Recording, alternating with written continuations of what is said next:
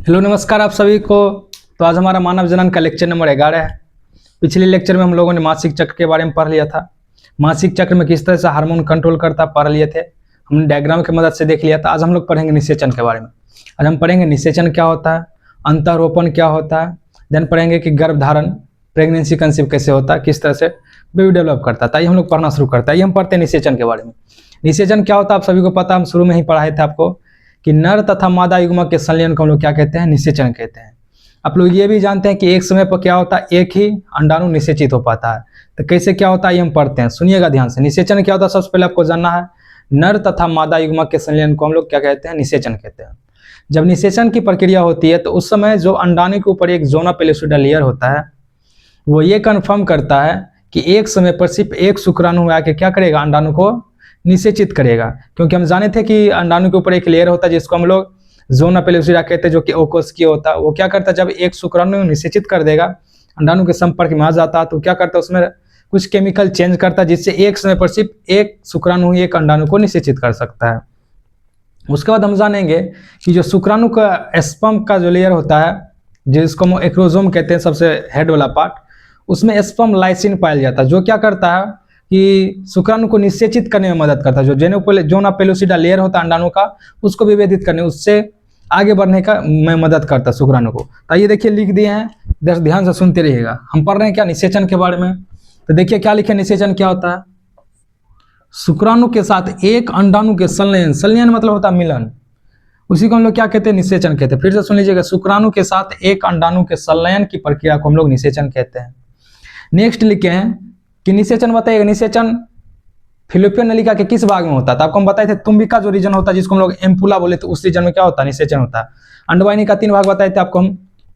अंडवाहिनी का कौन कौन सा भाग होता है, एक होता है सबसे पहले जो कीप जैसे संरचना होता है, फिर उसके बाद एम्पुला होता है, फिर उसके बाद इन्फंडिबुलम होता है। तो उसके बाद देखिए क्या लिखे, निषेचन अंडवाहिनी नली के तुम्बिका रीजन होता है। याद रखिएगा, आपसे पूछा जाएगा बताइए निषेचन कहाँ होता है, तब याद रखिएगा जो हमारा फिलोपियन ट्यूब है, अंडवाहिनी नलिका है, उसके तुम्बिका रीजन में होता है। नेक्स्ट देखिए क्या लिखे हैं, निषेचन तब ही संभव हो पाएगा अगर एक समय पर शुक्राणु और अंडाणु आके मिलेगा तब। ऐसा नहीं कि आप किसी को समय दे दिए हैं और आप मिलने ही नहीं गए तो फिर अकेला रह जाएगा। तो क्या करना जी, सब आप जब आपको किसी को समय दे रहे हैं तो उससे मिलने भी जाना है। तो देखिए क्या लिखे हैं, निषेचन तभी हो सकता है यदि अंडाणु तथा शुक्राणु दोनों एक समय में तुम्बिका क्षेत्र में पहुंच जाए। तब दोनों एक साथ पहुंच जाएगा तो निषेचन होगा। निषेचन हो जाने के बाद प्रेगनेंसी कंसीव हो जाएगा और बच्चा माँ के घर में पलना शुरू हो जाएगा। फिर 9 महीने के बाद रिजल्ट आएगा। चलिए उसके बाद देखिए हम क्या लिखे हैं, निषेचन के दौरान एक शुक्राणु अंडाणु के पारदर्शी आवरण, जिसको हम लोग क्या बोले थे, जोना पेलोसिडा।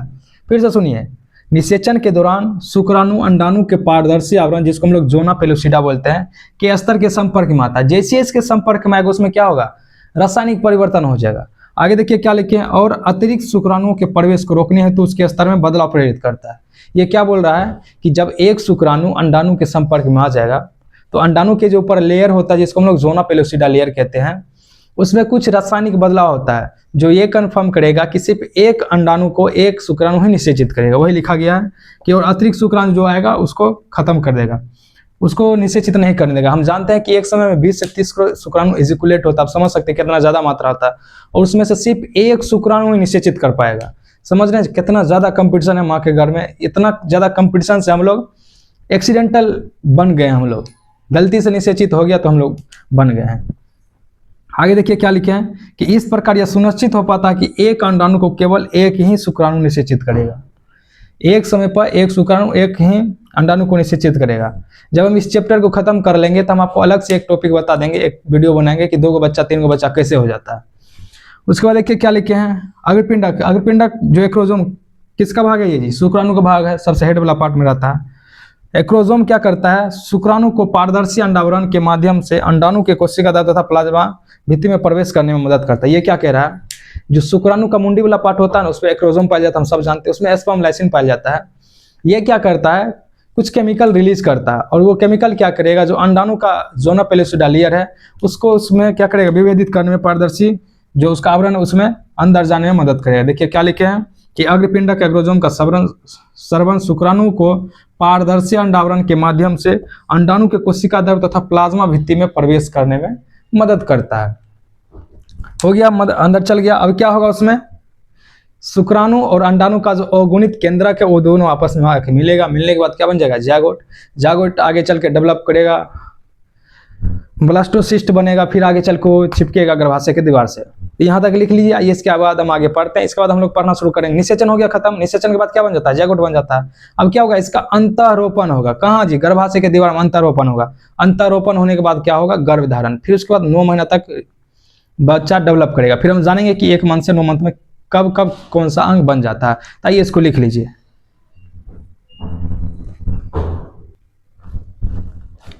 तो आइए हम लोग नेक्स्ट लिंग निर्धारण के बारे में लिखते हैं। हम जान लिए कि निषेचन क्या होता है, किस तरह से निषेचन होता है।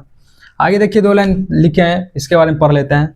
देखिए क्या लिखे हैं कि जब शुक्राणु और अंडाणु मिल जाएगा तो यह द्वितीय कंडक के अर्धसूत्री विभाजन को प्रेरित करता है। उसके बाद देखिए क्या होगा, द्वितीय का अर्धसूत्री विभाजन असमान होता है और इसके फलस्वरूप द्वितीय ध्रुवीय पिंड की रचना होती है और अगुणित अंडाणु बनता है।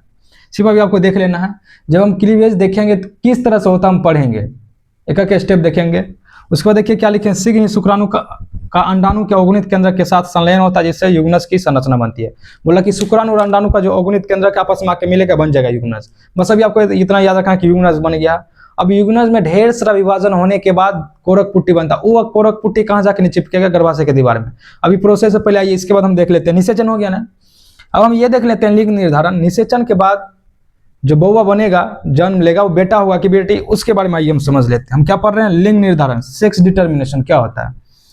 सेक्स डिटर्मिनेशन का सिंपल मतलब होता है कि जो माँ के गर्भ में बच्चा पल रहा है वो बेटा होगा या बेटी, इसी का मतलब होता है सेक्स डिटर्मिनेशन। जब हम आपको जनन स्वास्थ्य पढ़ाएंगे तो हम आपको एक टेस्ट पढ़ाएंगे जिसको हम लोग कहते हैं एमनियोसिंथेसिस। एमनियोसिंथेसिस एक ऐसा टेस्ट होता है जिसमें माँ के गर्भ में पल रहे बच्चे में यह पता लगाया जाता है कि किसी भी तरह का आनुवांशिक बीमारी है भी, कोई ऐसा आनुवांशिक बीमारी जिसका कि इलाज ना हो, या कोई ऐसा बीमारी जिससे माँ और बच्चे दोनों को प्रभावित कर सकता है, हानि हो सकता है। उस केस में हम क्या कर सकते हैं, एबॉर्शन करा सकते हैं, गर्भपात करा सकते हैं। हम जनन स्वास्थ्य में पढ़ेंगे। तो देखा क्या गया कि इस एमनियोसेंटेसिस की मदद से लोग गर्भ में पल रहे बच्चे में बीमारी पता लगाने के बदले उसका सेक्स डिटरमाइन कर लेता है। यानी कि माँ के गर्भ में जो बच्चा पल रहा है वो बेटा है कि बेटी, इसका पता लगा लेता है। और क्या करता है, अगर पता चलता है बेटी है तो उसका भ्रूण हत्या करा देता है। तो इससे क्या करना चाहिए, बचना चाहिए। तो इसलिए आप देखिएगा कि जब आप जाइएगा अल्ट्रासाउंड कराने तो वहाँ लिखा होगा कि यहाँ लिंग निर्धारण नहीं होता है, या लिंग निर्धारण एक कानूनन अपराध है। सिर्फ लिखने के लिए, कहने के लिए होता है। लेकिन जब आप अंदर जाइएगा वहाँ पे कुछ पैसा देने के बाद वो आपको आसानी से बता देगा कि माँ के घर में जो बच्चा पल रहा है बेटा है या बेटी है। पता चल जाने के बाद लोग भ्रूण हत्या कर देता है, जो कि अच्छी बात नहीं है। समाज में एक तरह से ये बुराई है। तो देखिए हम लिंग निर्धारण पढ़ रहे हैं, बेटा होगा कि बेटी, किस तरह से समझते। आइए लिंग निर्धारण हो रहा, हम जानते हैं, इधर लिख लीजिएगा मेल। मेल में क्या पाया जाता है, शुक्राणु पाया जाता है, सबको पता है शुक्राणु है। ये क्या है, शुक्राणु है। और इसमें जो गुणसूत्र पाया जाता है वो पाया जाता है एक्स और वाई। ध्यान से सुनिएगा, ये मेल है, इसमें शुक्राणु पाया जाएगा एक्स और वाई। और फीमेल में क्या पाया जाता है, अंडाणु। ये क्या है, फीमेल। मेल मीन्स पुरुष, और फीमेल मीन्स मादा या स्त्री। तो हम बोले कि मेल में शुक्राणु पाया जाता है, इसमें जो गुणसूत्र पाया जाता है वो एक्स और वाई होता है। जो फीमेल होता है ये क्या है, अंडाणु है। इसमें जो गुणसूत्र पाया जाता है वो पाया जाता है एक्स और एक्स। समझ रहे हैं लिंग निर्धारण क्या हो रहा है कि मेल में पाया जा रहा है एक्स और वाई, फीमेल में क्या पाया जाता है एक्स एक्स। अगर ये एक्स इस एक्स से मिलेगा, अगर ये वाई इस एक्स वाई से मिलेगा, अगर एक्स एक्स क्रोमोसोम से मिल रहा है तो क्या बन जाएगा, बनेगा बेटी, घर की लक्ष्मी। और अगर एक्स वाई मिलके बन रहा है, अगर वाई और एक्स क्रोमोसोम मिलके बन रहा है तो बनेगा बेटा, घर का दलिद्र, पंकज नियन। तो फिर से ये देख लेते हैं लिंग निर्धारण, सेक्स डिटर्मिनेशन क्या होता है। सेक्स डिटर्मिनेशन मतलब जो बच्चा जन्म लेगा या माँ के घर में पल रहा है, बेटा है या बेटी। तो हम बोल रहे हैं कि मेल में शुक्राणु पाया जाता है, उसमें एक्स और वाई पाया जाता है। फीमेल में एक्स और एक्स पाया जाता है। तो जब ये एक्स इस एक्स क्रोमोसोम से मिलेगा तो बन जाएगा बेटी, और अगर ये वाई क्रोमोसोम इस एक्स क्रोमोसोम से मिलेगा तो बन जाएगा बेटा। तो हम यहाँ देख रहे हैं कि बेटा होगा या बेटी, कौन डिसाइड करेगा, मेल डिसाइड करेगा, यानी कि बाप डिसाइड करेगा बेटा होगा कि बेटी। जबकि हमारे समाज में देखिएगा, अगर किसी महिला को सिर्फ बेटी ही होए जा रहा है तो उसको उसी पे ब्लेम लगाया जाता है कि ये कुलक्षणी है, ये ऐसी है वैसी है, इसके आने से घर में दलित दर पस गया है। जबकि ऐसा बिल्कुल भी नहीं है। अगर आप बायोलॉजी पढ़ के भी अगर इस सब भ्रम में आप रह रहे हैं तो समझिए आप महामूर्ख हैं। तो ध्यान रखिएगा कि जो बेटा होगा या बेटी कौन डिसाइड करेगा, पिता डिसाइड करेगा। तो आप यहाँ नोट में लिख सकते हैं, बेटा हो या बेटी, बात तो बराबर है, बेटा बेटी एक समान। नोट में क्या लिखिएगा कि जो शिशु का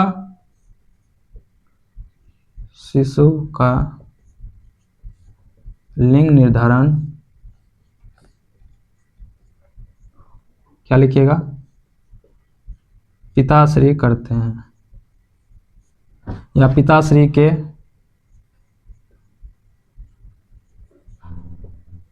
गुणसूत्र से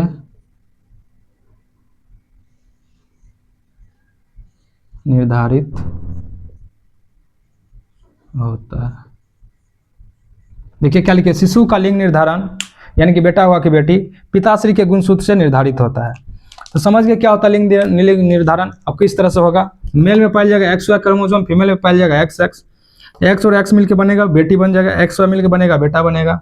तो बच्चा जो जन्म लेगा वो बेटा होगा या बेटी, उसका लिंग निर्धारण कौन करेगा, पिताश्री, यानी कि मेल डिसाइड करेगा कि बेटा होगा या बेटी। समझ गए यहाँ तक। अब हो गया निषेचन खत्म, लिंग निर्धारण भी हो गया। अब हम देखेंगे कि किस तरह से अंतरोपण होता है। अंतरोपण होने के बाद किस तरह से गर्भ धारण होता है, फिर 9 महीने में किस किस तरह से डेवलप होता है। तो आइए इसको लिख लीजिए। नेक्स्ट पढ़ते हैं हम लोग गर्भ धारण के बारे में और क्लीवेज के बारे में। छाप लीजिए इसको। तो आइए हम निषेचन पढ़ लिए हैं, सेक्स डिटर्मिनेशन पढ़ लिए हैं। अब हम पढ़ते हैं कि निषेचन के बाद जो युग्मनज बनता है वो युग्मनज डायरेक्ट गर्भाशय में जाके नहीं चिपक जाएगा, उसमें ढेर सारा विभाजन होता है। देन वो आगे चल के कोरक पुट्टी बनता है, तब जाके क्या होता है, गर्भाशय में चिपकता है, तब जाके गर्भ धारण होता है, तब जाके प्रेगनेंसी कंसीव होगा। तो आइए हम देखते हैं नेक्स्ट प्रोसेस अपना क्या, क्लीवेज। उसके बाद क्या है, अंतरोपण। क्लीवेज मतलब सिंपल क्या, जो जैगोट बना है ना उसमें ढेर सारा डिवीजन होके 22 सेल स्टेज वाला कोशिका बनना, देन वो जाके कोरी पुट्टी कहलाएगा और वो जाके गर्भाशय में चिपकेगा। तो ये समझते हैं क्लीवेज। देखिए क्या लिखे हैं, समसूत्री विभाजन की शुरुआत तब होती है जब युग्मनज अंडवाहिनी के संकीर्ण परत स्तवक से गर्भाशय की ओर बढ़ता है। आपको हम बताए थे कि जो इन्फेंडुलम होता है वो शुक्राणु, उसके उंगली मतलब शीर्ष पर एक उंगली जैसा संरचना रहेगा, वो अंडाणु कलेक्ट करेगा।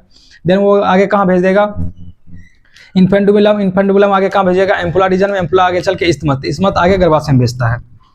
आगे हम बोल रहे हैं कि जो क्लीवेज विभाजन के बाद प्रत्येक कोशिका को कोरक खंड कहते हैं। क्लीवेज डिवीजन जब हो जाएगा तो प्रत्येक को हम क्या कहते हैं, कोरक खंड कहते हैं। अब हम देख रहे हैं कि किस तरह से 32 सेल स्टेज वाला कोशिका बन जाएगा, जिसको कि हम कोरक पुट्टी कहते हैं। और वो कोरक पुट्टी कहाँ जाके चिपकेगा, गर्भाशय के दीवार में चिपकेगा। तो आइए हम देखते हैं। निषेचन हो गया था, युग्मनज बन गया। युग्मनज के ऊपर देखिए नजर आ रहा है, ये जो लेयर नजर आ रहा है इसको हम लोग क्या कहते हैं, जोना पेलुसिडा कहते हैं। अब हम देख रहे हैं युग्मनज। तो देखिए क्या लिखे हैं, ये युग्मनज है। अब इस युग्मनज में क्या होगा, विभाजन होना शुरू होगा। जब इस युग्मनज में पहली बार क्लीवेज डिवीजन होगा, जब क्या होगा, पहली बार क्लीवेज डिवीजन हो जाएगा तो बनेगा एक 2 सेल स्टेज, जिसको हम लोग क्या कहते हैं, कोरक खंड कहेंगे। फिर इसमें क्या होगा, सेकेंड डिवीजन होगा, बनेगा 4 सेल स्टेज। फिर होगा थर्ड डिवीजन होगा, क्लीवेज डिवीजन हो जाएगा, फिर बनेगा 8 सेल स्टेज, जिसको हम लोग प्रारंभिक मोरुला बोलेंगे। देन इसमें 4th क्लीवेज होगा, बनेगा 16 सेल स्टेज वाला कोशिका, जिसको हम लोग लेट मोरुला कहते हैं। फिर इसमें 5th क्लीवेज डिवीजन होगा, देन ये जाके क्या बनेगा, 32 सेल वाला स्टेज बनेगा, जिसको हम लोग की कोरक पुट्टी कहते हैं। अब ये कोरक पुट्टी क्या होगा, गर्भाशय की दीवार में जाके चिपकेगा। इसमें देखिए 5th क्लीवेज डिवीजन होगा, ये जोना पेलुसिडा लेयर है, ये इनर मास सेल का निर्माण हो जाता है। ये इसका पोस्ट कोरक है, जिसको हम लोग ट्रोपोब्लास्ट कहते हैं। अब ये 32 सेल स्टेज बन गया कोरक पुट्टी, जिसको कहते हैं। अब ये जाके गर्भाशय में चिपक जाएगा, हो जाएगा गर्भधारण। आइए फिर से एक बार देख लीजिएगा। हम लोग विदलन, हम लोग का स्टेप क्या है जी, जनन का स्टेप आपको हम बताए थे ना, सबसे पहले क्या बनेगा, युग्मक बनेगा। देन इंसेमिनेशन होगा, निषेचन होगा, अंतरोपण होगा, गर्भधारण होगा, पर्चुलेशन होगा। वही तो हम पढ़ रहे हैं। तो सबसे पहले हम युग्मक बनेगा, युग्मक बना लिए थे, शुक्राणु पढ़ लिया, अंडाणु पढ़ लिया, शुक्राणु जनन क्या होता है, अंडाणु जनन कैसे बनता पढ़ लिया, निषेचन भी पढ़ लिया, इंसेमिनेट होने के बाद निषेचन भी पढ़ लिया, निषेचन हो गया। अब हम पढ़ रहे हैं कि इसमें क्लीवेज डिवीजन होगा, सेक्स डिटर्मिनेशन भी पढ़ लिया, क्लीवेज डिवीजन होगा, अंतरोपण होगा। अंतरोपण के बाद क्या होगा, गर्भधारण। गर्भधारण के बाद हमारा एक टॉपिक बच जाएगा, क्या होगा, पार्चुलेशन होगा, यानी बुआ जन्म ले लेगा। दूध निकलेगा, बउआ दूध पी के बड़ा होते रहेगा, फिर जाके आगे चल के नाम रोशन करेगा। तो हम बोल रहे हैं कि यूग्नस में जब प्रथम बार डिवीजन होगा तो 2 सेल बनेगा, फिर 4 सेल स्टेज, फिर 8, फिर 16, फिर 32। ये फाइनली कोरक पुट्टी। कोरक पुट्टी क्या होता है? तो आप कहिएगा कि कोरक पुट्टी वह अवस्था जिसमें क्या होता है, ये जो आपका कोरक पुट्टी यूग्नस बना है, आगे चल के कोरक पुट्टी इसी अवस्था में गर्भाशय से जाके चिपकेगा, जिसको हम लोग अंतरोपण कहते हैं। हम अंतरोपण किसको कहते हैं? गर्भाशय के दीवार से कोरक पुट्टी के चिपकने को हम लोग अंतरोपण कहते हैं। अब पता चला कोरक पुट्टी क्या होता है, यही आगे चल के डेवलप होकर क्या बनेगा? कोरक पुट्टी बनेगा। ताकि इसके बारे में हम लिख लेंगे कि कोरक पुट्टी क्या होता है, कि जिस अवस्था में गर्भाशय में अंतरोपण होगा उसको कोरक पुट्टी कहते हैं। लेट मोरोला क्या होता है? प्रारंभिक मोरोला। 8 सेल वाले को हम लोग कहेंगे प्रारंभिक मोरोला, 16 वाले को क्या कहेंगे? लेट मोरोला। फिर उसके बाद क्या होगा? गर्भधारण होगा। तो ये लिख लीजिए, इसको आगे पढ़ते हैं। तो आइए देख लेते हैं, जो हम पीछे पढ़े उसको लिख लिए हैं। आइए देखिए क्या लिखे हैं। कोरक पुट्टी क्या होता है? जिस अवस्था में अंतरोपण होता है उसी को हम कोरक पुट्टी कह लेते हैं। उसके बाद लिखे कि 8 से 16 वाला जो कोरक खंड होता है उसको हम तूतक या मोरुला कहते हैं। उसके बाद लिखें कि पोष कोरक अंतस्तर गर्भाशय अंतस्तर से संलग्न हो जाता है। ये क्या कह रहा है लेना, ये समझाते हैं आपको। हम इससे पहले पढ़ाए थे कभी कि कोरक पुट्टी का निर्माण हुआ था। ये रहा कोरक पुट्टी। कोरक पुट्टी इसके अंदर आपको हम बताए थे अंतःकोशिका का निर्माण हुआ था। इसको हम लोग पोष कोरक बोले थे पोष कोरक। आइए देखिए क्या कह रहा कि पोष कोरक का जो स्तर है वो गर्भाशय के अंतः स्तर से, यानी कि ये वाला जो पोष कोरक है संलग्न हो जाता, मतलब मिल जाता, जुड़ जाता, ठीक। और अंतःकोशिका का समूह होता है, ये जो है आपका इनर मासेल,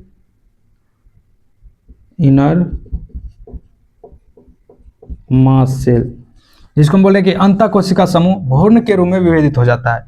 ये क्या करेगा?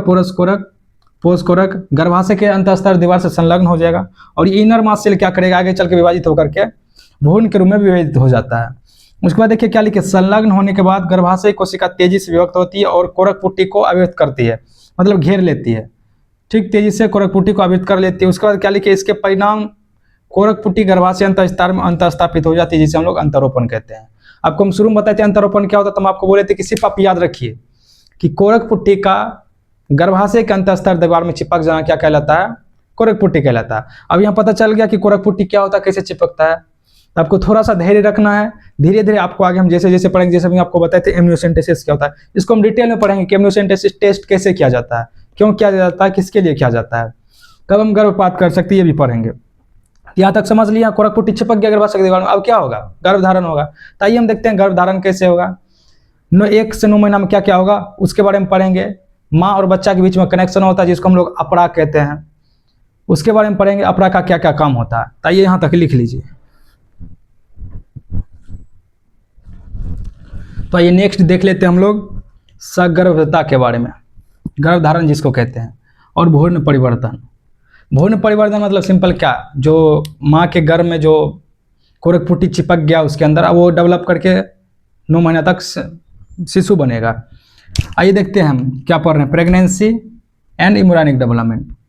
यहाँ देखिए एक फिगर बनाया है, इधर देखिए हम क्या लिखे हैं कि पोष कोरक पर एक उंगली जैसी संरचना होती है जिसको हम लोग अपराग कहते हैं, वही अपराग का निर्माण करता है। पोष कोरक हम आपको बता दिए थे कि कोरक पुट्टी में क्या होता है। अपराग क्या होता है, आपसे पूछा जाएगा, बताइए अपराग क्या होता है, आपसे पूछा जाएगा अपराग क्या होता है और अपराग के काम लिखे, तो हम आपको पढ़ाएंगे। पर इधर ध्यान से सुनिए, अपराग क्या होता है। भ्रूण तथा माता के बीच संरचनात्मक एवं क्रियात्मक इकाई को अपराग कहते हैं, यानी कि माँ और बच्चा के बीच में जो कनेक्शन होता है उसी को हम लोग क्या कहते हैं? अपराग कहते हैं। आगे देखिए लिखें कि अपरा अंतःस्रावी ग्रंथि तथा डिफ्यूजन मेम्ब्रेन की तरह काम करता है। अंतःस्रावी ग्रंथि कहने का मतलब इससे हार्मोन भी निकलेगा, डिफ्यूजन मेम्ब्रेन कहने का मतलब क्या, इससे जो वेस्ट होता है वो भी बाहर निकलता है भ्रूण से। यहाँ देखिए क्या लिखे हैं, भ्रूण है और ये अपरा, भ्रूण और अपरा आपस में नाभुर जो कि मदद से जुड़ल रहता है, और माँ और बच्चा के बीच में जो कनेक्शन रहता है उसको हम क्या कहते हैं? अपरा कहते हैं। देखिए क्या लिखे, अपरा एक नाभि रज्जु जिसको हम लोग अम्बिलिकल कोड कहते हैं, उसके द्वारा भ्रूण से जुड़ा होता है। तो हम लोग यहाँ देख लिए अपरा के बारे में। अगले क्लास में हम लोग देखेंगे अपरा का काम क्या होता है, प्लेसेंटा का काम क्या होता है। भ्रूण परिवर्धन यानी यहाँ लिखे हैं एम्ब्रियोनिक डेवलपमेंट, 1 से लेकर के 9 महीना तक में किस किस तरह से बच्चा डेवलप करता है वो देख लेंगे। लैक्टेशन देख लेंगे, मिल्क का कंपोजिशन क्या होगा, यानी कि नेक्स्ट क्लास में अपना लोग का चैप्टर हो जाएगा खत्म। और इस चैप्टर पढ़ने के बाद हम लोग इस सीरीज को यहाँ पर आप कंटिन्यू नहीं करेंगे, इस बार जिसका एग्जाम होने वाला 2026 में जो बोर्ड का एग्जाम देगा उनके लिए हम लोग एक सीरीज ला रहे हैं, जिसमें हम क्या करेंगे, वन शॉट में एक दिन में एक लेक्चर एक चैप्टर खत्म होगा।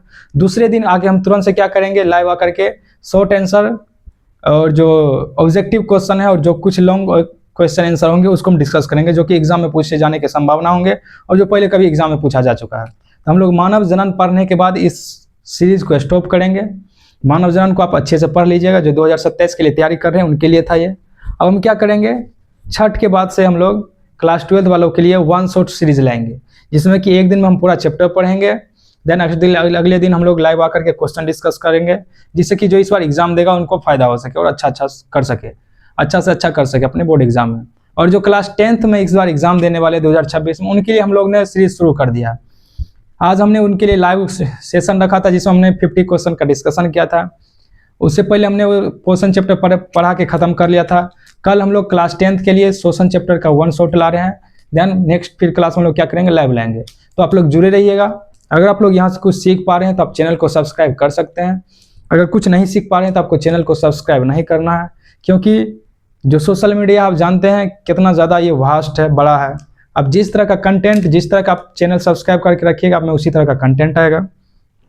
अगर आप कुछ सीख रहे हैं तो आप चैनल को सब्सक्राइब कर सकते हैं और कोशिश करिए आप लोग सीखते रहिए, चाहे कहीं से भी सीखिए। आप ऑफलाइन पढ़ रहे हैं, ऑनलाइन पढ़ रहे हो, आप सीखिए जरूर, क्योंकि देखिए ऑनलाइन पढ़ाई करना थोड़ा हार्ड होता है, सबको पता है, लेकिन आपका बहाना कौन सुनेगा। एग्जाम्पल के तौर पर मान चलिए अभी कोरोना आया था, कोरोना काल में जो बच्चा ऑनलाइन पढ़ रहा था या कहीं से भी पढ़ रहा था, रिजल्ट अच्छा हो गया तो हो गया, जिसका नहीं हुआ उसका कोई बहाना सुनेगा कि कोरोना काल था, हम ऑनलाइन नहीं पढ़ पाए, या ऑफलाइन हम पढ़े नहीं गए, वहाँ नहीं पढ़ा हो पाया, कोई बहाना सुनेगा? आपका कोई भी बहाना नहीं सुनने वाला। आपको कहीं से सीखने को मिले आप सीखिए, इधर उधर के चक्कर में नहीं पढ़ना है, ना ही किसी भी कंट्रोवर्सी में फंसना है कि वो फलना हमारे बारे में क्या कह रहा है, वो टीचर ये क्या कर रहा है, या ऑनलाइन में देखते हैं ढेर सारा कमेंट जहीं तहीं कर रहा है, कुछ से कुछ गलत लिख रहा है, इस सब में नहीं पढ़ना। आपको सिर्फ और सिर्फ पढ़ाई पर फोकस करना। पढ़िए लिखिए, खुद को बेहतर बनाने में समय दीजिए। इधर उधर का बात करने से अच्छा है कि खुद को आप बेहतर बनाते रहिए, एक दिन अच्छा होगा इस जीवन में। जैसे हम ही मान लीजिए अभी हम वीडियो बनाना शुरू किए, जैसा कि हम आपको बताएं कि हम कॉलेज स्टूडेंट है, ऐसा आपको लगता है कि मेरे बारे में सब सोच बैठ के दुआ कर रहा होगा कि भगवान करिए कामयाब हो जाए, ऐसा बिल्कुल भी नहीं होता। हमको खुद ही मेहनत करना होगा, 1 साल लगे 2 साल लगे, हमको मेहनत करना होगा। मेहनत करेंगे फिर देन हमको जाके रिजल्ट मिलेगा। तो ऐसा बिल्कुल भी नहीं है कि एक दिन में ही कोई मेहनत करके महान बन जाएगा। तो आप लोग भी अभी क्लास 12th में 10th में अच्छे से पढ़िए, यही आपको आगे चल के, अगर मेहनत करिएगा, मेहनत करने का आदत लग जाएगा तो यही आगे चल के आपको प्लस पॉइंट मिलेगा। अब जो भी मस्ती कर रहे हैं, जो भी आप खेल कूद कर रहे हैं, वो सब करते रहिए, साथ साथ आप पढ़ाई को प्रायोरिटी ज़्यादा दीजिए, अपने काम को, पढ़ाई को भी छोड़ दीजिए। मान के चलिए जो भी आप काम कर रहे हैं अपने काम को प्रायोरिटी दीजिए, क्योंकि लास्ट में हमारे पास सिर्फ काम ही बचता है, काम के अलावा कुछ नहीं होता। दोस्ती यारी ये सब दिखावे की चीज़ है, सारा दोस्त छूट जाएगा। जब हम क्लास में 10th में थे तो हमारे भी ढेर सारे दोस्त थे, अभी एक भी नज़र नहीं आ रहा है। हमने जो पढ़ा, जो हमने सीखा वही नजर आ रहा है। अभी हम आपको क्या पढ़ा रहे, जो हम पढ़े वही ना किया है। हम आपको आगे बताएंगे मेरा दोस्त ऐसा था, वो दोस्त ऐसा था, आप सुनने के लिए तैयार होइएगा। एक दिन सुनिएगा, 2 दिन मन उब जाएगा। तो जो आप काम करिएगा वही आपके साथ रहेगा। तो पढ़ते रहिए, मिलते हैं नेक्स्ट क्लास में। तब तक के लिए स्वस्थ रहिए, मस्त रहिए, खुश रहिए। धन्यवाद।